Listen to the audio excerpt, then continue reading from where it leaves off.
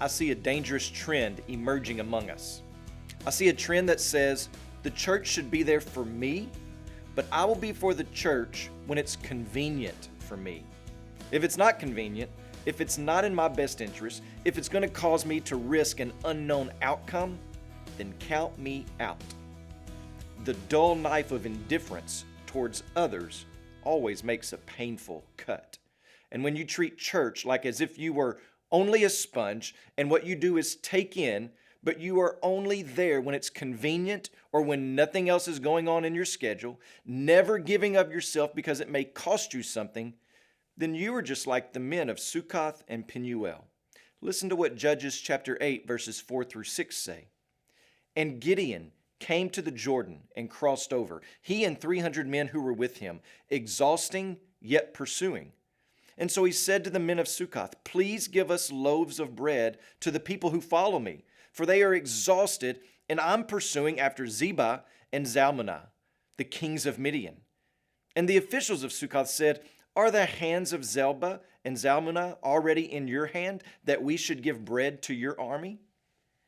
Well, what was their reasoning for not helping Gideon and his 300 men? They were hedging their bets on the inability of Gideon and God to capture two rival Midianite kings. They feared that if they helped Gideon, and Gideon was not able to capture those kings, then those kings would come back and destroy all those who had aided Gideon and his army. Perhaps even that the very threat was made by those Midianite kings as they fled through Succoth and Penuel. The leaders of these cities essentially mocked Gideon and his army. They sided with the evil ones. They didn't want to risk anything for the cause of Israel, for the cause of God's glory. They were content with living under the rule and the dominance of evil.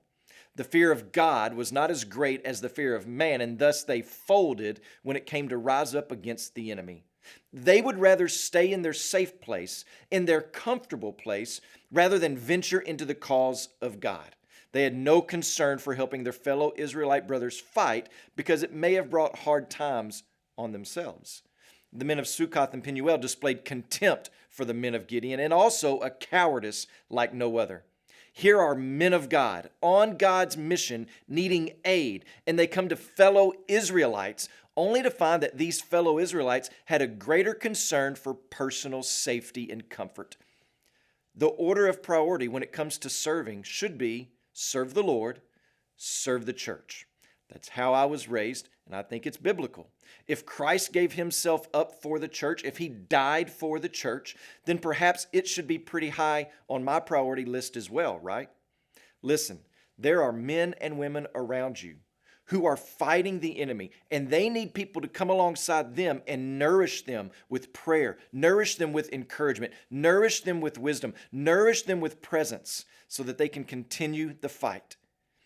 And you won't do it because it may cost you a football game or a baseball tournament or a TV show? So I'm pleading with you to examine your life and take the risk of digging your heels into your church that you say you belong to over and above the comfort and convenience and safety of what your current life may look like. Will the target on your back get bigger? Yes. Yes, it will. But so will your arsenal. So if you just stay disengaged and unconcerned for your brothers and sisters in the fight, the consequences could be severe. Just ask the men of Penuel and Succoth as you continue to read Judges chapter 8. Today, please pray for Daisuke Okada and his family, our missionaries in Japan. Come alongside them. And also, remember the Burmese Life Word broadcast heard in Burma.